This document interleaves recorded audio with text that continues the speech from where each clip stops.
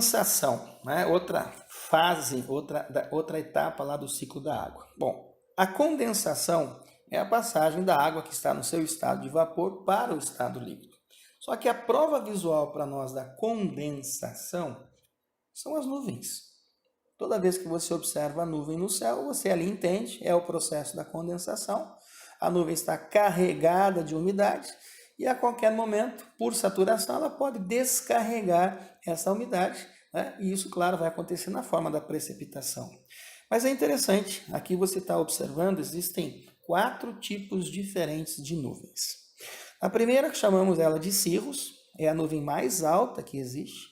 Essa nuvem também é conhecida como nuvem rabo de galo ou rabo de cavalo. Perceba que ela tem uma consistência mais fibrosa, tá? E ela está carregada principalmente por cristais de gelo.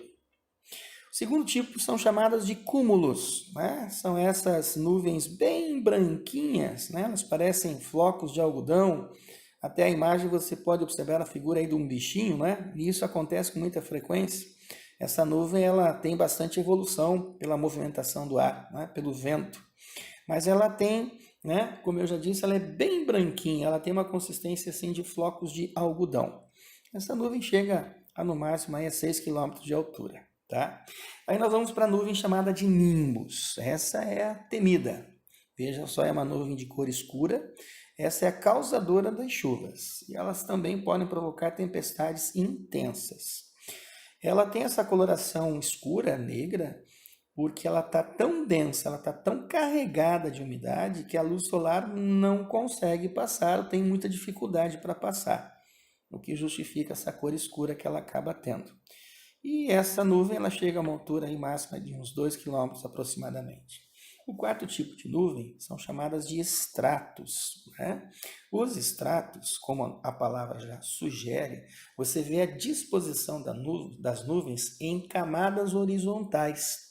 Muito comum você ver isso no nascer do sol, até e principalmente no pôr do sol, tá? E são as nuvens mais baixas, elas não passam aí de 1 km de altura. Então veja bem, claro que você não vai ter essas nuvens tudo separadinha lá no céu, né? Existem o quê? Associações. E isso interessa muito aos meteorologistas. Então aqui vocês têm alguns exemplos de gêneros, né, de associações de nuvens, né, como por exemplo, cirrus cúmulos, cirrus estratos, né, nimbus estratos, estrato cúmulos, cúmulo nimbus.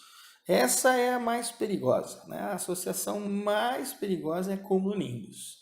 A partir daí até a ocorrência de ventos de grande velocidade podem ocorrer a partir dessa associação. Mas como eu disse, isso interessa muito aos meteorologistas, né? Entendendo então a questão envolvendo a condensação. Mas agora, quando essa condensação ela acontece na superfície, né? Então nós temos aí chamadas condensações superficiais. E aqui é interessante chamar atenção para tirar, inclusive, alguns erros, né, que muita gente acaba cometendo. Então veja, por exemplo, uma das condensações superficiais é o orvalho, é o nosso popular sereno. E muita gente diz que sereno cai. Sereno não cai porque sereno não é precipitação. Sereno é uma condensação superficial. O que você observa são essas gotículas aí de água que acabam se formando. Por quê? É muito comum a formação do orvalho, né, do sereno, em noites mais frias, onde você percebe uma queda de temperatura. Então, o que acontece?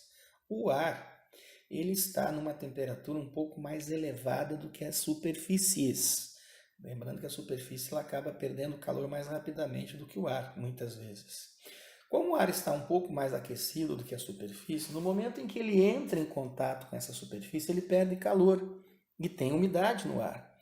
Ao perder calor, ele condensa. Condensou, essas gotículas de água vão surgir na superfície, portanto, né, das estruturas, vegetação, né, os carros, você observa muito isso, né, a formação, né, do orvalho, do sereno, né, na superfície dos carros e assim por diante. Então, lembrando, tá? O orvalho, nosso popular sereno, não cai, porque ele não é precipitação, ele é uma condensação superficial. Da mesma forma, geada. Alguns pesquisadores até nem consideram geada uma condensação superficial, porque na realidade a geada nada mais é do que o orvalho congelado. Então veja só, as gotículas de água já se formaram sobre a superfície das estruturas, né? Já formou a gotícula de água, já ocorreu o orvalho, mas a temperatura continua caindo. Continua caindo a temperatura, o que acontece com aquelas gotículas de água? Vão cristalizar, ou seja, vão virar gelo. Está aí a geada, que é o que você vê nessa paisagem toda branca, né? E entenda, veja que interessante, quando você tem geada, porque ela é bem visível, né? Você pode observar o céu, ele está limpinho, azulzinho, você não vê uma nuvem no céu, justamente por quê? Porque a condensação foi na superfície, tá? Ela não ocorreu em altura, ok? Então, tá aí a famosa geada. E a neblina, também chamamos de névoa, podemos chamar de bruma, muitos chamam de cerração. Nas imagens aí você observa.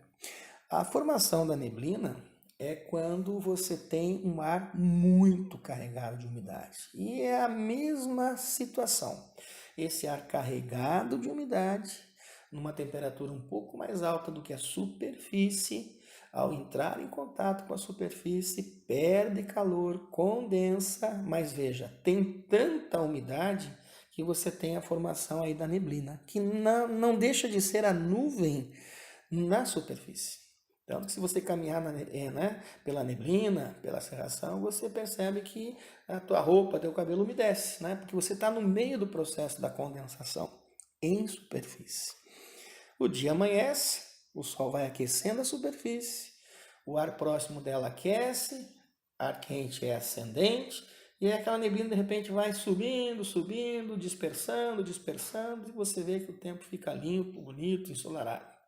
Está aí mais uma condensação superficial, beleza? E aí vamos para o nosso último elemento, que é a pressão atmosférica. E o que eu entendo por pressão atmosférica? É o peso do ar sobre a superfície. O ar tem peso. E sobre a superfície, esse peso, portanto, faz muita diferença. A pressão atmosférica, ela muda de um lugar para o outro, mas ela também pode mudar no mesmo lugar. O equipamento que é utilizado para medir a pressão atmosférica nós chamamos de barômetro, tá? E o que pode provocar mudança de pressão? Primeiro, a altitude, né? A gente está falando de peso. Então, quanto mais alto, menor o peso, menor a pressão. Quanto mais baixo, maior o peso, maior a pressão. Então, a altitude é um fator que influencia muito a mudança de pressão atmosférica.